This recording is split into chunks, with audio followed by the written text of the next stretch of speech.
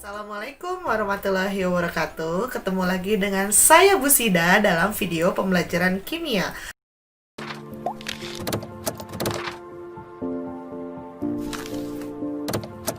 Pada video pembelajaran kali ini, saya akan membahas materi kimia yaitu sifat koligatif larutan, yaitu penurunan tekanan uap larutan.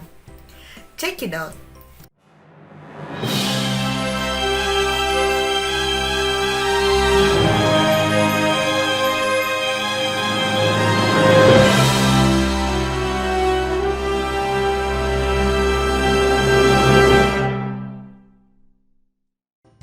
Jangan lupa kalian klik tombol like, komen, dan subscribe. Dan jangan lupa share video ini sebanyak-banyaknya supaya video ini bermanfaat untuk peserta didik yang sedang belajar kimia. Oke, kita mulai pembahasan kita yaitu tentang penurunan tekanan uap larutan. Nah, materi prasyarat, materi yang sudah kalian pelajari pada pertemuan sebelumnya yaitu ada 3 cara yang menyatakan konsentrasi larutan, yaitu molaritas, molalitas, dan fraksi mol. Ketiga konsentrasi ini sudah kalian pelajari pada pembelajaran sebelumnya. Kalau yang belum nonton, silahkan kalian lihat kolom description untuk melihat video sebelum ini. Nah, saya ingatkan kembali, apa itu pengertian dari larutan? Nah, larutan itu merupakan campuran homogen atau satu fase yang terdiri dari pelarut dan zat terlarut. Misalnya, larutan gula. Nah, pasti di dalamnya itu terdapat pelarut dan zat terlarut. Gitu ya. Nah, siapa pelarutnya? Nah, biasanya pelarutnya itu adalah air. Siapa zat larutnya? Biasanya zat larutnya itu adalah gula. Ya. Nah, ini contoh dari larutan. Nah, ada hasil percobaan di mana kita membandingkan waktu mendidih antara air murni dengan larutan gula. Nah, dengan bahan-bahan yang ada di rumah, kita bisa melakukan percobaan ini. Nah, ternyata ketika dibandingkan, hasil pengamatannya itu air mendidih itu kurang lebih pada waktu 2 menit 27 detik. Sementara ketika ditambah gula atau menjadi larutan gula, mendidihnya itu menjadi lebih lama, 2 menit 53 detik. Nah, kenapa hal ini bisa terjadi? Nah, kenapa air murni itu bisa lebih cepat mendidih daripada larutan gula? Tentu jawabannya akan kita dapatkan setelah kita mempelajari materi penurunan tekanan uap. Nah, selain itu silahkan kalian perhatikan tabel berikut. Di sini ada senyawa larutan NaCl dan larutan glukosa, di mana masing-masing larutan ini memiliki konsentrasi larutan yang sama, yaitu 0,2 molal dan 0,2 molal. Nah, ternyata ketika dicek titik didihnya untuk larutan NaCl itu 100,208. Sementara larutan glukosa itu titik didihnya 100,104. Nah, kenapa bisa terjadi padahal konsentrasi larutannya itu sama? Kita ingat-ingat lagi, kalau larutan NaCl itu, atau kita biasa sebutnya adalah larutan garam, dia itu termasuk ke dalam larutan apa? Ya, dia itu merupakan larutan elektrolit. Nah, di mana larutan elektrolit itu larutan yang lebih mudah terionisasi menjadi ion-ionnya di dalam larutan. Sementara larutan glukosa itu masuknya ke dalam larutan larutan non-elektrolit. Nah, kalau non-elektrolit itu sukar terionisasi di dalam larutan.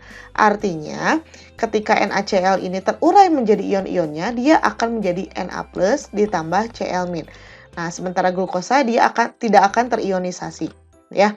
Nah, ketika terionisasi menjadi Na+ dan Cl- berarti ada berapa nih jumlahnya? Ya, dia jumlahnya ada 2, gitu ya, ada 2 ion. Sementara ini jumlahnya tetap 1 dalam keadaan molekul, ya. Nah, sehingga kalau kita bandingkan jumlah molekulnya atau jumlah partikelnya lebih banyak mana nih dengan konsentrasi yang sama? Ya, lebih banyak yang NaCl daripada larutan glukosa, seperti itu. Nah, sehingga bisa kita dapat simpulkan bahwa yang namanya sifat koligatif larutan itu merupakan sifat larutan yang bergantung pada jumlah partikel zat terlarut. Ingat ya, pada jumlah partikel zat terlarut dalam larutan. Nah, Banyaknya partikel zat larut itu bisa ditentukan oleh konsentrasi larutan dan sifat larutan itu sendiri. Maksudnya, sifat larutan itu nantinya bisa dia sifatnya merupakan larutan elektrolit atau bisa juga non-elektrolit, seperti itu ya. Nah, pertanyaan selanjutnya, pada konsentrasi yang sama, jumlah partikel larutan elektrolit dan non-elektrolit sama tidak? Nah, tadi kan kita sudah lihat ya tabelnya, bahwa dengan konsentrasi yang sama ternyata jumlah partikelnya berbeda. Nah, sehingga nantinya sifat koligatif larutan itu kita bagi menjadi dua. Ada sifat koligatif larutan elektrolit dan ada sifat koligatif larutan non-elektrolit. Hal ini berbedanya dalam penentuan jumlah partikelnya saja.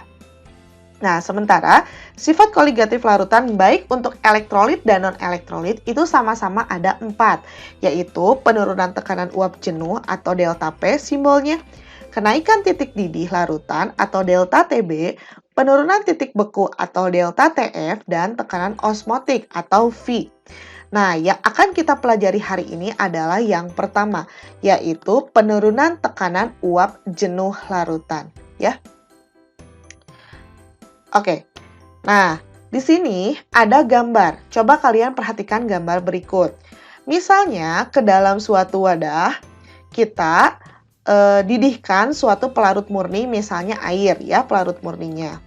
Nah, ketika mendidih itu kan atau ketika menguap, kalian mungkin sudah belajar ya, peristiwa penguapan itu bagaimana?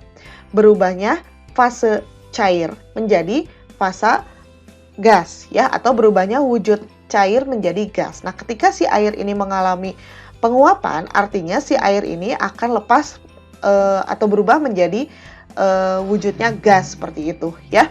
Nah, ketika berubah menjadi gas, berarti pasti akan menimbulkan tekanan. Nah, tekanannya itu disebut tekanan uap air ya. Jadi yang A nanti di sini ketika berubah nih, ini berubah, nah maka akan menimbulkan tekanan. Tekanannya itu disebut tekanan pelarut atau tekanan air seperti itu. Nah, ini simbolnya adalah P0 ya. Nah, sementara ketika kita tambahkan zat larut misalnya gula, misalnya ditambah gula. Nah, maka nanti akan menimbulkan tekanan juga seperti itu ya. Nah, tekanannya apa berarti? Nah, tekanan di sini adalah tekanan untuk larutan. Jadi di sini akan menimbulkan tekanan uap larutan seperti itu ya. Atau kita beri simbol P. Nah, sekarang kalau kita punya tekanan uap pelarut murni adalah P0 sedangkan tekanan uap larutan adalah P, kira-kira ada perbedaan nggak? Nah, ini pasti ada ya. Nah, ini ya teorinya dulu.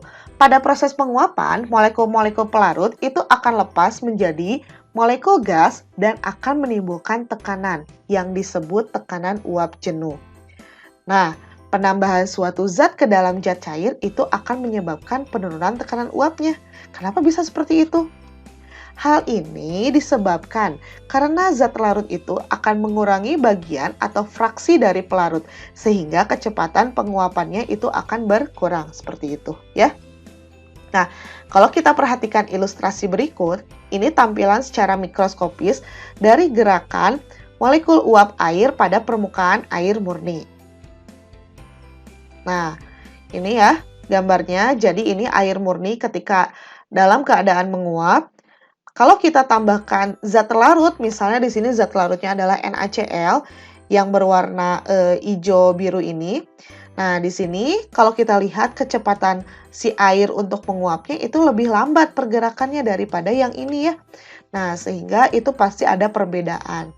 Nah, menurut ilmuwan Francois Marie Raoult itu mengemukakan bahwa tekanan uap suatu komponen bergantung pada fraksi mol komponen itu dalam larutan. Nah, untuk menentukan tekanan uap larutannya, kita bisa gunakan rumus yaitu tekanan uap larutan atau P larutan itu sama dengan XP dikali P0. Apa ini artinya? Oke, dicatat dulu aja, nanti kita tulis keterangannya. Nah, tadi kan kita sudah lihat di gambar sebelumnya, ketika air menguap dia punya tekanan yaitu P0. Ketika ditambahkan zat larut, misalnya gula, itu juga punya tekanan disebutnya P larutan. Pasti antara P P0 dengan P larutan ini punya perbedaan kan? Nah, perbedaannya itulah yang nantinya disebut penurunan tekanan uap larutan ya. Nah, selisih antara tekanan uap larut murni atau P0 dengan tekanan uap larutan atau P ini disebutnya penurunan tekanan uap atau delta P. Nah, ini ya selisihnya. Nah, sehingga kita bisa menggunakan rumus berikut. Jadi, delta P itu merupakan P0 dikurangi P larutan. Nah, atau bisa juga delta P itu XT dikali P0. Kenapa bisa muncul XT? Kita ingat-ingat kalau si XP itu adalah 1 min XT seperti itu ya. Jadi kalau kita substitusikan ini delta P itu kan sama dengan P0 dikurangi P gitu ya. Nah, sementara P larutan itu P larutan itu merupakan XP dikali P0 gitu ya. Nah, kalau kita keluarkan ini kan berarti jadi kayak gini ya.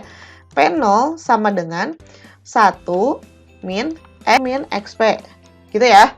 Nah, kenapa bisa kayak gitu? Jadi ini P0-nya dikeluarin ya. Jadi P0 kali 1 itu adalah P0. P0 dikali min XP adalah min XP dikali P0. Nah, sehingga kita ingat-ingat kalau 1 min XP itu berapa? Nah, itu adalah XT. Nah, sehingga kita bisa menggunakan rumus yang pertama atau rumus yang kedua untuk mencari penurunan tekanan uap. Nah, ini keterangannya apa nih? Oke, kita lihat keterangannya. Keterangannya, jadi kalian bisa menggunakan rumus yang pertama. Oke, kalian bisa menggunakan yang pertama yang ini. P larutan sama dengan yang ini ya. Sama dengan XP dikali P0. Boleh juga ketika menghitung delta P, kalian menggunakan yang ini. Nah, atau boleh juga ketika menghitung delta P, itu kalian menggunakan yang ini. Maaf. Nah, delta P kalian menggunakan yang ini ya.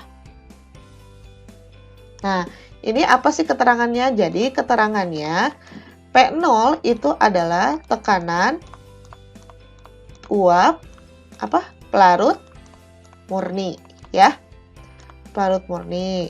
Sedangkan P tekanan uap larutan. Oke. Nah, kalau delta P apa? Nah, delta P ini merupakan sifat koligatif ya. Nah, yaitu penurunan tekanan uap larutan. Gitu ya. Nah, masih ingat XP itu apa? Ya, XP itu adalah fraksi mol pelarut, sedangkan XT itu adalah fraksi mol untuk zat terlarut, seperti itu ya. Nah, rumus-rumus inilah yang akan kita gunakan dalam perhitungan penurunan tekanan uap larutan. Oke, kita lihat contoh soalnya. Nah, contoh soalnya seperti ini. Tekanan uap air pada 100 derajat adalah 760 mm raksa atau mmHg. Berapakah tekanan uap larutan glukosa 18% pada 100 derajat Celcius dan penurunan tekanan uapnya? Nah, kita tulis dulu ya yang diketahuinya. Jadi diketahui tekanan uap air, berarti kira-kira air ini sebagai apa? Ya, air ini sebagai pelarut ya. Karena sebagai pelarut berarti nanti yang diketahui adalah P0, yaitu 760 mm raksa, seperti itu ya. Nah, sekarang kalau suhu dia berpengaruh tidak? Nah, dia itu tidak ngaruh ya. Jadi tadi di rumus itu tidak ada suhu. Berapakah tekanan uap larutan glukosa 18%? Nah, di situ diketahui larutan glukosanya itu adalah 18%. Ya. Oke.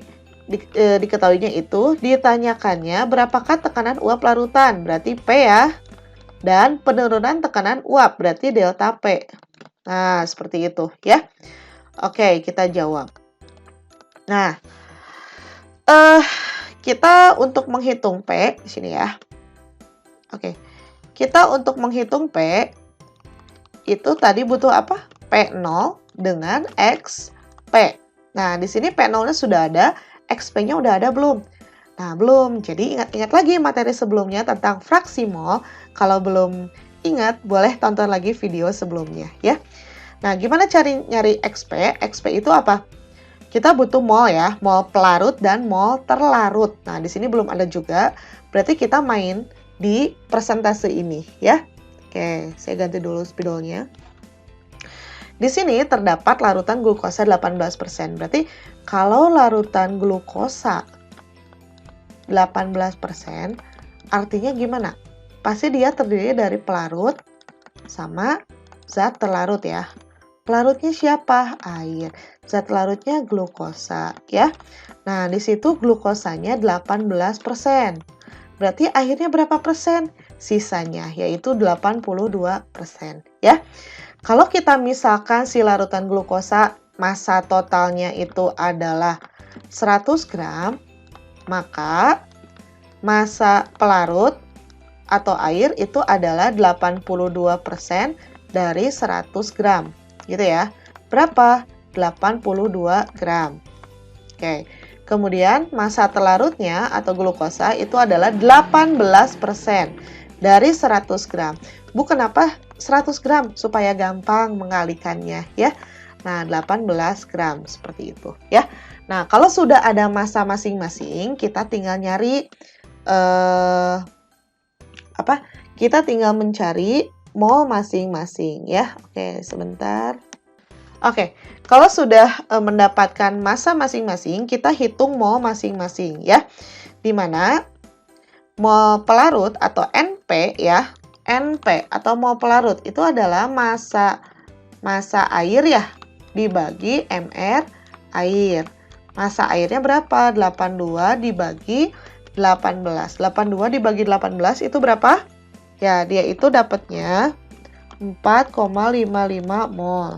Nah, sementara mol terlarutnya itu berarti massa glukosa ya dibagi mR glukosa. Glukosa teh apa rumusnya? Ya, glukosa itu rumusnya C6H12O6. Belum ada MR-nya, harus dihitung dulu.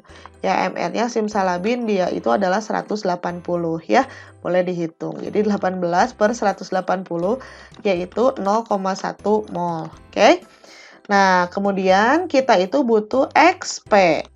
XP itu mol pelarut dibagi mol pelarut tambah mol terlarut. Berarti 4,55 dibagi 4,55 tambah 0,1. Berarti 4,55 bagi 4,65 ya. Nah, ini dapatnya 0, Oke, ini dapatnya 0,979 ya XP-nya. Nah, kemudian kita ke yang ditanyakan yaitu P. P itu adalah P0 dikali XP. Oke, berarti 760 dikali 0,979. Berapa dapatnya? 744. Oke, ini dapatnya 744,56. Satuannya apa? Satuannya ikuti yang ada di soal. Kalau di soal adalah mmHg, berarti ini juga satuannya milimeter raksa. Ya, kalau satuannya atmosfer, berarti atmosfer ya. Nah, selanjutnya delta P. Delta P kamu mau langsung ngurangin juga boleh. P0 dikurangi P. Jadi 760 dikurangi 744,56. Nah, ini dapatnya berapa? Ini sekitar 15, nah dapatnya 15,43. Satuannya apa? Satuannya itu disamain aja. Milimeter raksa seperti itu, ya.